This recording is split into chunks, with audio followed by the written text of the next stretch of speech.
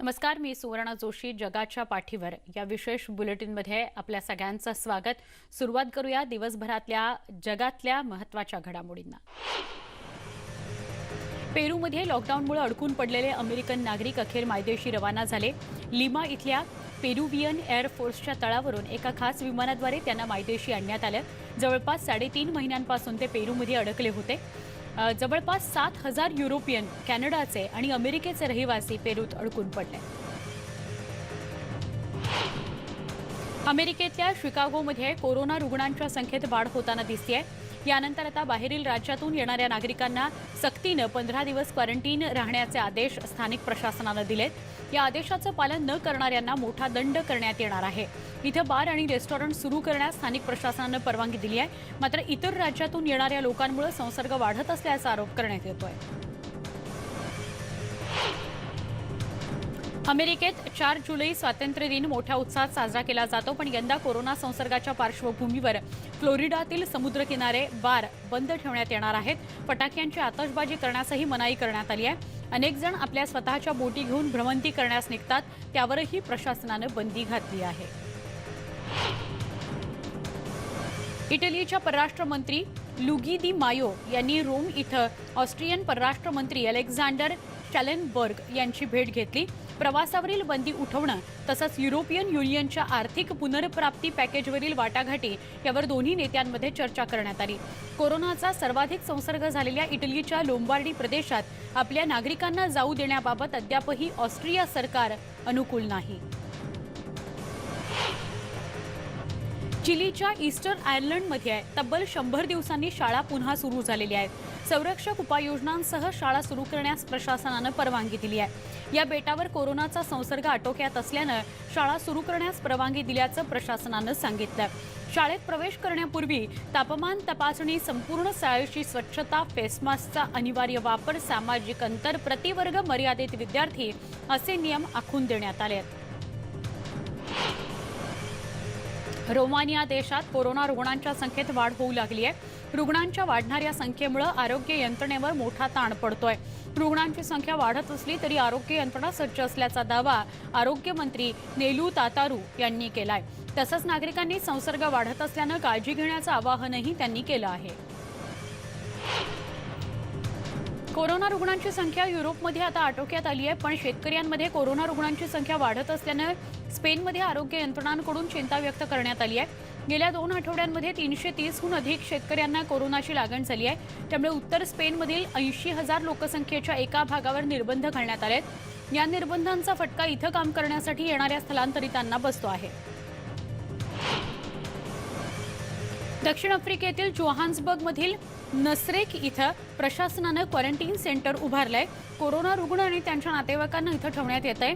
इथं सरकारनं चांगली व्यवस्था उभी केली असल्याचं उपचार घेणाऱ्या रुग्णांनी सांगितलं. आवश्यकता वाटल्यास आणखी बेड वाढवण्याची तयारी असल्याचं आरोग्य विभागानं स्पष्ट केलं. जर्मनीतल्या बर्लिनमधील नाईट क्लब पुन्हा सुरू करण्याची मागणी होतीये. इथले नाईट क्लब हे जगभरातील पर्यटकांचं आकर्षण आहेत. सरकारनं रेस्टॉरंट सुरू करण्यास मान्यता दिली असली तरी नाईट क्लब मात्र उघडण्यास मनाई करण्यात आली आहे. त्यामुळे नाईट क्लब चालवणारे व्यावसायिक आर्थिक संकटात सापडलेत. कोरोना रुग्णांच्या संख्येत वाढ होत असल्यानं सर्बियन सरकारनं पुन्हा निर्बंध लागू केलेत. या नव्या निर्बंधांचा मोठा फटका रेस्टॉरंट्स, बार्स, नाईट क्लब यांना बसणार आहे. सामाजिक अंतर, फेस मास्क, वेळेचे निर्बंध घालण्यात आलेत. राजधानी बेलग्रेडमधील सर्व्हिस सेक्टरमधील मालकांनी यावर नाराजी व्यक्त केली आहे.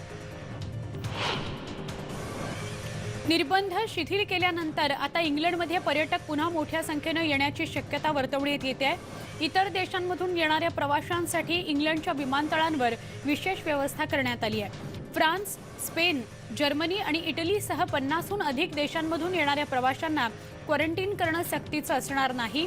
या 50 देशांची यादी लवकरच सरकारकडून जारी करण्यात येणार आहे.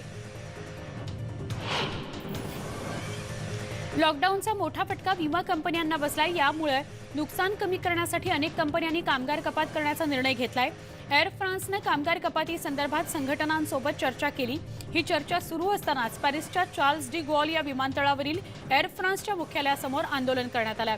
फ्रान्स सरकारनं बेलआउट पॅकेज दिल्यानंतरही एअरलाइन्सकडून सुरू असलेला कामगार कपातीचा विचार अन्यायकारक असल्याचं म्हटलं आहे.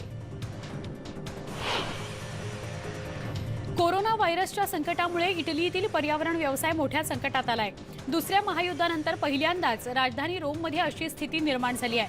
मात्र असं असलं तरी रोममध्ये एक नवं लक्झरी हॉटेल सुरू होणार आहे. जगभरातील पर्यटकांचे आकर्षण असलेल्या रोममधल्या बल्गारीच्या लक्झरी ब्रँडनं या हॉटेलमध्ये गुंतवणूक केली आहे. या हॉटेलच्या नूतनीकरणाचं काम सुरू आहे. साधारण 2022 पर्यंत हे हॉटेल सुरू होण्याची आशा आहे.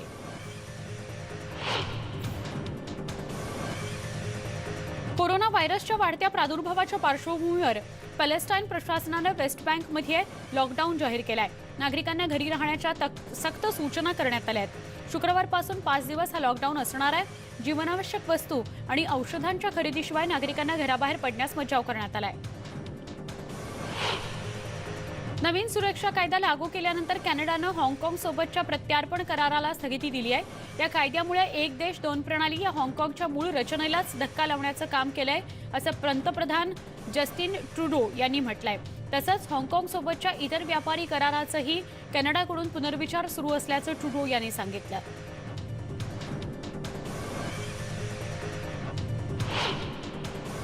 नव्या राष्ट्रीय सुरक्षा कायद्याला हाँगकाँगमध्ये तीव्र विरोध होतोय. बाईकला काळा झेंडा बांधून एका मोटरसायकल स्वारानं प्रस्तावित कायद्याला विरोध दाखवून दिला. हाँगकाँगची स्वायत्तता अबाधित राखा, हा लढा थांबणार नाही असं त्यानं झेंड्यावर लिहिलं होतं. या मोटरसायकल स्वाराविरोधात पोलिसांनी गुन्हा दाखल केला आहे. इस्रायलच्या वेस्ट बँकमधील काही भागांना जोडण्याच्या योजनेविरोधात राजधानी तेल अविवमध्ये आंदोलन करण्यात आलंय. द पीपल्स अगेन्स्ट अनेक्सेशन या संघटनेच्या कार्यकर्त्यांनी योजनेला विरोध केला. इस्रायल समोर इतर महत्त्वाचे प्रश्न असताना शांतता धोक्यात येणाऱ्या अशा प्रकारच्या योजना का आखल्या जात आहेत असा सवाल आंदोलकांकडून करण्यात आला. इस्रायलच्या नव्या योजनेला विरोध करण्यासाठी जॉर्डनची राजधानी अम्मानमध्ये आंदोलन करण्यात आलं. मोर्चाद्वारे अमेरिकन दूतावासाकडे जाणाऱ्या आंदोलकांना पोलिसांनी वाटेतच अडवलं. इस्रायल विरोधी फलक झळकावत इस्रायलबरोबरचे सगळे करार रद्द करण्याचं आवाहन जॉर्डनच्या सरकारला करण्यात आलं. फ्रेंच वसाहतवादी सैन्याशी लढणाऱ्या 24 अल्जेरियन सैनिकांचे मृतदेह अनेक दशकांनंतर मायदेशी आणण्यात आले. या अल्जेरियन सैनिकांचे मृतदेह फ्रान्समधील एका संग्रहालयात जतन करून ठेवण्यात आले होते. अल्जेरियाला फ्रान्समधून स्वातंत्र्य मिळवण्याच्या 58व्या वर्धापन दिनानिमित्त परत मिळालेत. फ्रान्स सरकारसोबत झालेल्या वाटाघाटीनंतर परत हे मृतदेह मिळालेले आहेत. विमानतळावरून स्वातंत्र्य सैनिकांचे हे मृतदेह आल्यानंतर त्यांना 21 तोफांची सलामी देण्यात आली.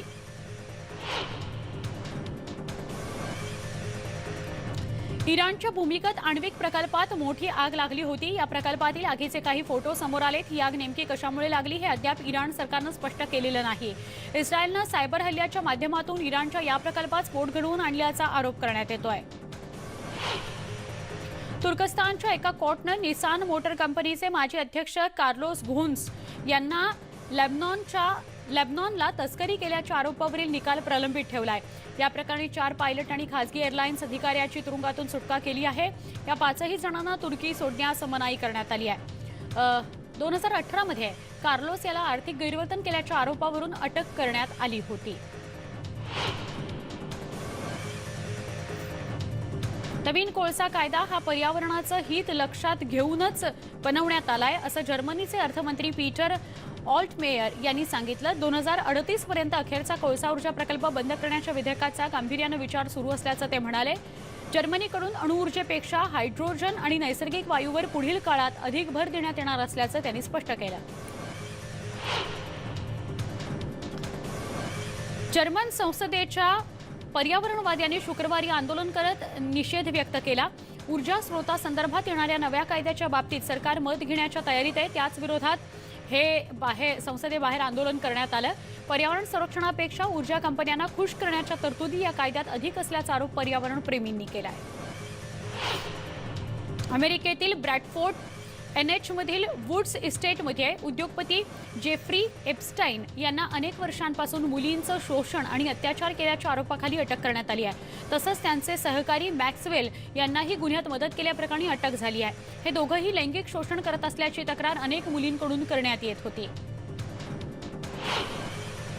अमेरिकेतील विकॉन्सिन या राज्यात एका कृष्णवर्णीय व्यक्तीचा पोलिसांच्या गोळीबारात मृत्यू झाला. हातात चाकू घेऊन ही व्यक्ती एका महिलेचा पाठलाग करत होती. केविन रफिन अशी या हल्लेखोराचं नाव आहे. पोलिसांनी दिलेल्या इशाऱ्याकडे दुर्लक्ष करून त्यानं महिलेवर हल्ला करण्याचा प्रयत्न केला.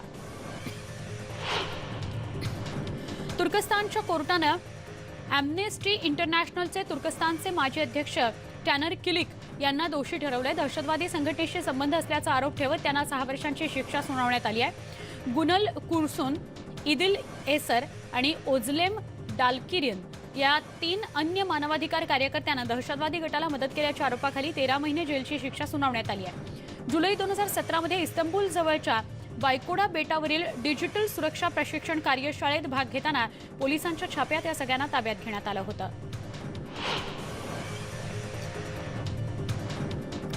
वायव्य तुर्कीमध्ये फटाक्यांच्या कारखान्यात झालेल्या स्फोटात 2 लोक ठार झाले तर 73 जण जखमी झालेत. सकार्या या प्रांतातील हेंडेक या शहराच्या बाहेर असलेल्या कारखान्यात स्फोटावेळी अंदाजे 150 कामगार असण्याची शक्यता आहे.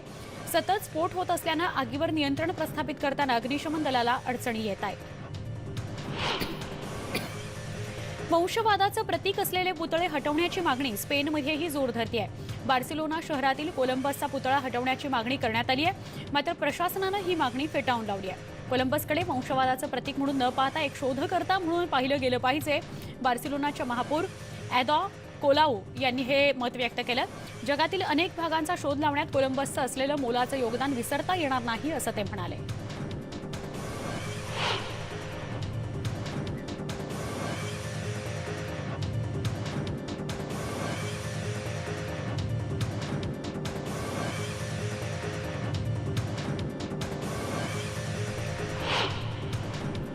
मध्य आणि दक्षिण चीनमधील अनेक भागांना मुसळधार पावसाचा तडाखा बसलाय.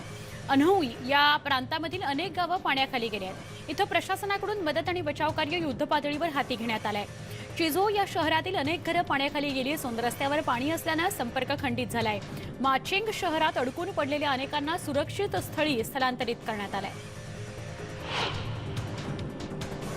चीननं तेयुआन या प्रक्षेपण केंद्रावरून एका उपग्रहाचं प्रक्षेपण केलं. मल्टीमोड इंटिग्रेटेड इमेजिंग उपग्रह अवकाशात सोडण्यात आला.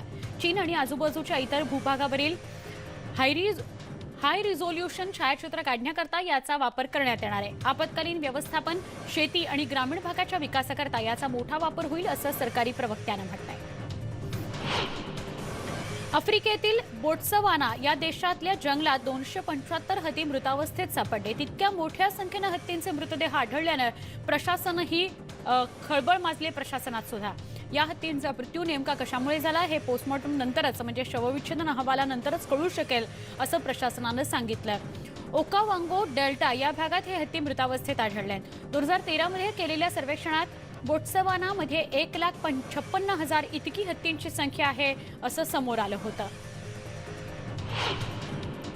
ऑस्ट्रेलियाच्या क्वीन्सलँडमधील फ्रेझर बेटावर शार्कच्या हल्ल्यात एका व्यक्तीचा मृत्यू झाला. इंडियन हेडजवळ डायव्हिंग करत असताना या व्यक्तीवर शार्कनं हल्ला केला. 20 वय असलेल्या या मृत व्यक्तीची ओळख पटवण्याचं काम सध्या प्रशासनाकडून सुरू आहे. अमेरिकेत मावशिक अन्याय आणि पोलिसांच्या क्रूर वागणुकीविरोधात आंदोलन सुरू आहे. या आंदोलकांना उद्देशून अमेरिकेचे अध्यक्ष डोनाल्ड ट्रम्प यांनी शुक्रवारी म्हटलंय की अमेरिकन नागरिक त्यांच्या परीने उभे राहतील आणि आपण जिंकूच, लवकरच मोठ्या सन्मानाने जिंकू असे ट्रम्प म्हणाले. काही डाव्या विचारसरणीचे लोक अमेरिकेच्या इतिहासाला धक्का पोहोचवण्याचं काम करत असल्याचा आरोप अध्यक्ष डोनाल्ड ट्रम्प यांनी केला. आयकॉनिक माउंट रशमोर इथं त्यांनी केलेल्या भाषणात काही अपप्रवृत्ती जाणीवपूर्वक देशातील स्मारक आणि पुतळे हटवण्यासाठी भडकावत असल्याचं ते म्हणाले. चळवळीच्या आडून राष्ट्रीय वारसा नष्ट करण्याचा प्रयत्न काही लोकांनी चालवलाय असा आरोपही त्यांनी केला. अमेरिकेचे अध्यक्ष डोनाल्ड ट्रम्प आणि फर्स्ट लेडी मेलानिया माउंट रेशमोर इथं स्वातंत्र्य दिवसाच्या कार्यक्रमाकरता येतात. ट्रम्प यांच्या आगमनापूर्वी दक्षिण डकोटा इथं स्थानिक अमेरिकन नागरिकांकडून आंदोलन झालं. मोठ्या संख्येनं आंदोलक स्मारकाजवळच्या मार्गावर एकत्र जमले होते. अमेरिकेतील मूळ नागरिकांना संरक्षण द्या, व्हाईट वर्चस्ववादी धोरण नष्ट करा अशा घोषणा ते देत होते. जगाच्या पाठीवर या विशेष बुलेटिनमध्ये एक छोटासा ब्रेक घेऊया. लगेच भेटणार आहोत. पहा फक्त न्यूज 18 लोकमत. अमेरिकन हिरोंचं राष्ट्रीय उद्यान स्थापन करू असं प्रतिपादन अध्यक्ष डोनाल्ड ट्रम्प यांनी केलं. या उद्यानात अमेरिकेसाठी ऐतिहासिक कामगिरी बजावणाऱ्या सगळ्यांचे पुतळे स्थापन करण्यात येतील असं ट्रम्प म्हणाले. यावेळी त्यांनी पुतळे हटवण्याच्या आंदोलनावरही जोरदार टीका केली. अमेरिकेत 100हून अधिक आंदोलनकर्त्यांनी एकत्र येत निदर्शनं केली. महापौर लायडा क्रेव्हसन यांच्या विरोधात आंदोलनं करण्यात आली. दरम्यान 2 आंदोलक पती-पत्नींवर बंदूक रोखण्यात आली होती. त्याच्याच निषेधार्थ हे आंदोलन केलं गेलं. यावेळी हातात स्लोगन्स घेऊन ड्रम वाजवत आंदोलकांनी आंदोलन केलं. जॉर्ज फ्लॉइड याच्या मृत्यूनंतर इथं आंदोलक आक्रमक झाले आहेत. जगात सर्वाधिक कोरोना रुग्ण अमेरिकेत असले तरीही इथल्या नागरिकांना त्याची काळजी असल्याचं दिसत नाही. कारण सलग 3 दिवस सुट्टी असल्यानं न्यूयॉर्क राज्यातील रहिवासी हजारोंच्या संख्येनं बाहेर पडले. बीचवर जाण्यासाठी अक्षरशः वाहतूकच कोंडी झाली. कोरोना संसर्गामुळे यंदा अमेरिकेतल्या कॅलिफोर्निया राज्यातील 4 जुलै रोजी होणारे अनेक कार्यक्रम रद्द झालेले आहेत. समुद्रकिनारी फटाक्यांची आतषबाजी करण्यात येते, पण यंदाही आतषबाजी रद्द करण्यात आली आहे. शनिवार आणि रविवार कॅलिफोर्निया इथे किनारे हे पर्यटकांकरता बंद करण्यात आलेले आहेत. त्यामुळे अनेकांनी ऑरेंज काउंटी, हंटिंग्टन आणि न्यूपोर्टमधील किनाऱ्यांवर पर्यटनाचा आनंद लुटला. इंग्लंड आणि उत्तर आयर्लंडमधील बार, कॅफे, रेस्टॉरंट्स पुन्हा सुरू करण्याचा निर्णय घेण्यात आला आहे. युनायटेड किंगडमच्या duke of Cambridge prince Williams यांनी एका बारला भेट दिली. प्रिन्स विल्यम्स यांना नॉर्फॉकमधील रोज अँड क्राऊन पबला भेट देत तिथल्या कर्मचाऱ्यांशी चर्चा केली. निर्बंधांमुळे हे पब 20 मार्चपासून बंद आहे. नव्या राष्ट्रीय सुरक्षा कायद्यामुळे हाँगकाँगमध्ये असंतोष निर्माण झालाय. चीनी दडपशाहीच्या या धोरणावर जगभरातून चिंता व्यक्त करण्यात येते. या कायद्यामुळे हाँगकाँगची स्वायत्तता नष्ट होणार असल्याचा आरोप केला जातोय. अमेरिकेनंही यावर तीव्र नापसंती व्यक्त केली होती. या चीनी दंडेलशाहीचा निषेध अमेरिकेनं चीनी राजदूताजवळ केला आहे.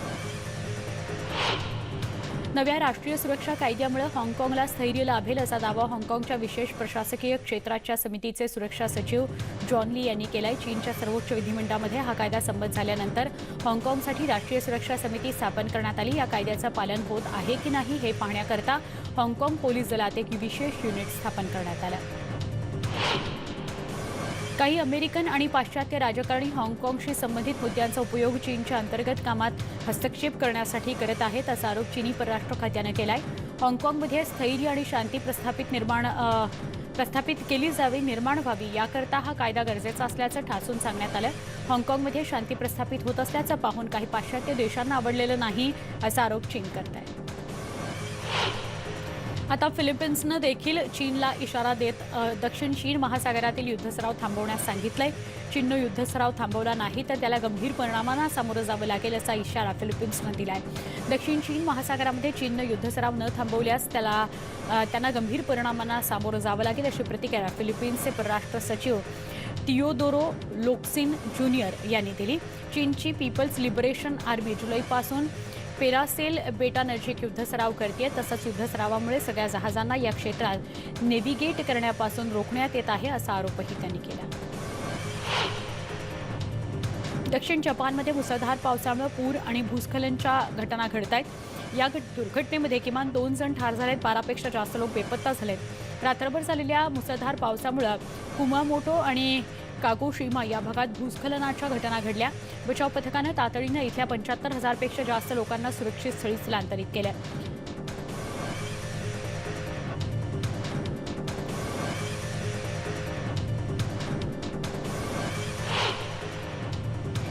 दक्षिण जपानमध्ये मुसळधार पावसानं हाहाकार उडवून दिलाय. अनेक भागांमध्ये पूरसदृश्य स्थिती निर्माण झाली आहे. अनेक घरं पाण्याखाली गेलेली आहेत. नागरिकांनी जीव वाचवण्याकरता घरांच्या छतावर आसरा घेतलेला आहे. कुमा नदीनं धोक्याची पातळी ओलांडली असून कुमामोटो या ठिकाणच्या हितोयोशी या शहरात आणीबाणीची परिस्थिती निर्माण झाली आहे.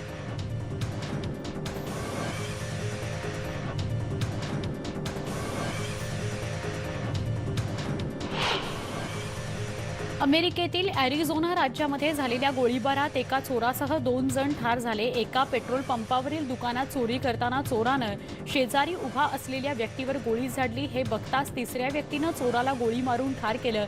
सुदैवानं दुकानाचा मालक बचावला आहे. न्यूयॉर्कच्या कोनी आयलँडमध्ये हॉटडॉग खाण्याची वार्षिक स्पर्धा आयोजित करण्यात आली होती. ही स्पर्धा 1916 पासून दरवर्षी 4 जुलै रोजी न्यूयॉर्कच्या कोनी आयलँडमध्ये आयोजित केली जाते. यावेळी जॉय आणि मिकी यांनी विजेतेपदाला गवसणी घातली. विक्रम मोडीत काढण्याचा पूर्ण प्रयत्न त्यांनी केला. न्यूयॉर्कमधल्या या पारंपरिक स्पर्धेवर यंदा कोरोनाचा मात्र सावट होतच. अमेरिकेमध्ये शुक्रवारी महामार्गावर चक्क एक छोटं विमान उतरलं. लुइजियाना या राज्यामध्ये उड्डाण केल्यावर इंजिनमध्ये बिघाड झाला. त्यामुळे वैमानिकानं जवळच महामार्गावर लँडिंग करायचं ठरवलं. सुदैवानं अपघात झाला नाही. वैमानिकही बचावला, तो सुरक्षित आहे. मेक्सिकोतील एका खाडीमध्ये 12 ते 14 हजार वर्षांपूर्वीची खाण सापडली आहे. 14,000 वर्षांपूर्वी जगाच्या पश्चिम भागात मानव राहत होता हे सिद्ध झालं, असं काही शास्त्रज्ञांचं म्हणणं आहे. इसवी सन पूर्व 10 ते 12,000 या काळामध्ये इथं खाणकाम असल्याचं समोर आलं. जगाच्या पाठीवर या विशेष बुलेटिनमध्ये इथेच थांबतोय. पहा फक्त न्यूज 18 लोकमत.